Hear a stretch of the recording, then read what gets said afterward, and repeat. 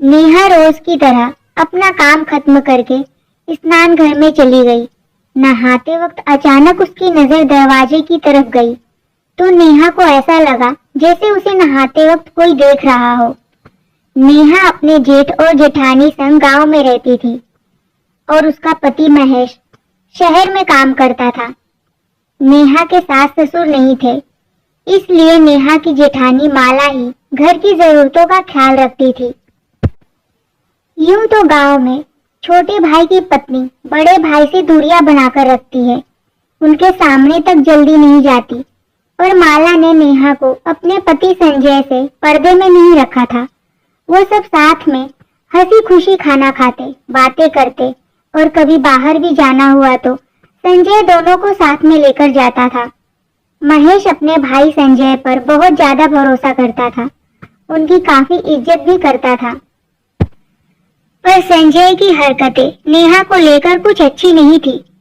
संजय नेहा को कुछ अलग ही नजरों से देखा करता था और वो नेहा के साथ हरकतें भी कुछ ऐसे करता था जैसे अगर नेहा संजय का आशीर्वाद लेने के लिए झुकती तो संजय उसे आशीर्वाद देने की जगह अपने हाथों से उसके पीठ को सहलाते हुए हाथ रखता। नेहा कभी संजय के लिए पानी लेकर जाती तो गलती से अगर नेहा का हाथ स्पर्श हो जाता तो संजय उसका हाथ पकड़ लेता। नेहा संजय की बुरी नीयत को समझ चुकी थी, पर नेहा घर में कोई कलेश नहीं चाहती थी, इसलिए संजय की इस हरकत के बारे में माला से कुछ नहीं कहती थी और उसे इस बात का भी डर था कि कहीं माला उसे ही गलत ना समझने लगे। ये बात नेहा महेश को भी बताने में कतराती थी, क्योंकि महेश अपने भाई को पिता का दर्जा देता था। ऐसे में वो चुपचाप संजय की हरकतें बर्दाश्त करती थी। स्नान घर के दरवाजे की कुंडी बाहर से टूट चुकी थी और अंदर से भी उसकी कुंडी जल्दी नहीं लगती थी। दरवाजा काफी जाम हो चुका था। काफी जोर लगाने पर भी अंदर से कुंडी नहीं लगती थी और कुंडी ना लगने पर बाहर से देखने पर हल्का अंदर दिखता ही था। इसकी शिकायत नेहा माला से कई बार कर चुकी थी, जिसे ठीक करवाने के लिए माला ने संजय से कई बार कहा था, पर संजय सुनकर चुपचाप रह जाता और आज तो संजय ने हद ही पार कर दी। माला किसी काम में व्यस्त थी। नेहा अपना काम खत्म करके नहाने चली गई और संजय स्नान घर के दरवाजे के सामने कुर्सी लगाकर बैठ गया। नेहा को जैसे ही आभास हुआ कि संजय की नजरें उसे देख रही है, वो तुरंत कपड़े पहनकर बाहर निकली तो देखा संजय बाहर कुर्सी पर बैठे कुछ पेपर देख रहा था। नेहा को लगा शायद उसने कुछ ज्यादा ही सोच लिया, क्योंकि संजय स्नान घर से काफी दूर बैठा था और उसकी नजरें भी उसकी तरफ नहीं थी। नेहा वहां से चुपचाप अपने कमरे में चली गई, पर संजय की नजरें उसे देख चुकी थी। नेहा के मन में एक पल के लिए ख्याल आया कि इस बारे में माला से बात की जाए, पर उसे ये बात भी सताती थी कि उसकी वजह से रिश्तों में कोई तकरार ना हो जाए। ये सोचकर वो चुप हो जाती। एक दिन दोपहर में संजय अपने काम से घर लौटा। घर आकर उसने माला को आवाज लगाई। संजय की आवाज सुनकर नेहा अपने कमरे से बाहर आई और बोली, माला भाभी अभी पड़ोस के घर गई है, उन्होंने कहा है थोड़ी देर में आ जाएंगी। अगर आपको किसी चीज की जरूरत है तो मुझे बताइए। संजय ने जैसे ही सुना माला घर में नहीं है, संजय ने नेहा के साथ कुछ गलत करने का सोचा। नेहा भी संजय के इरादों से वाकिफ थी। संजय ने नेहा से पानी पीने के लिए मांगा।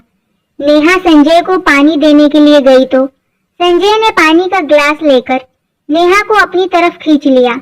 इतने में माला आ गई और दोनों को एक दूसरे के नजदीक देख लिया। माला को देख नेहा घबराकर संजय से तुरंत दूर हो गई और मन ही मन सोचने लगी, अब भाभी मुझे नहीं छोड़ेंगी।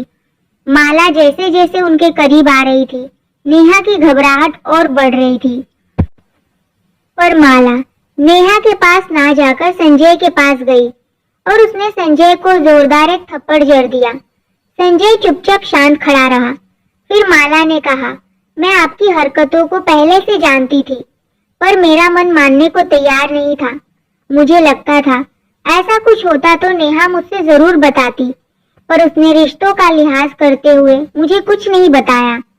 मैं अभी महेश को फोन करके सब कुछ बताती हूँ और कहती हूँ वो नेहा को अभी यहाँ से लेकर जाए।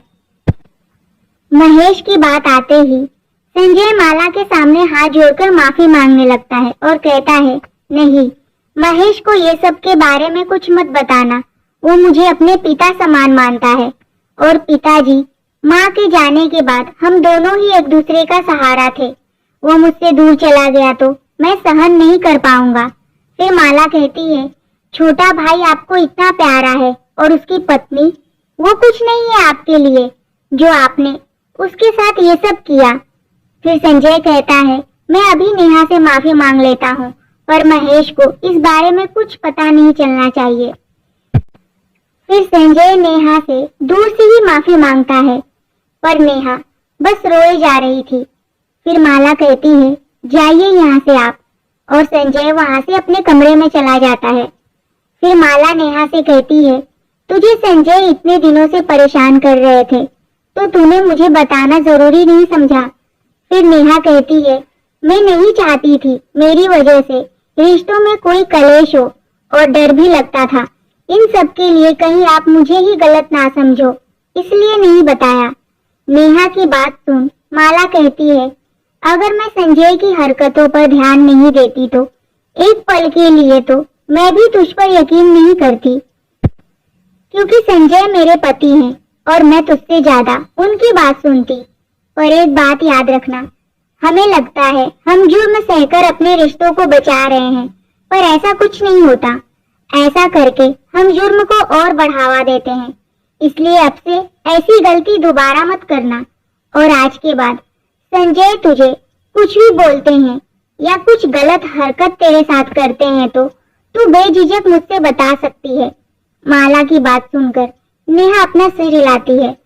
फिर माला नेहा के आंसू पोंछते हुए उसे गले से लगा लेती है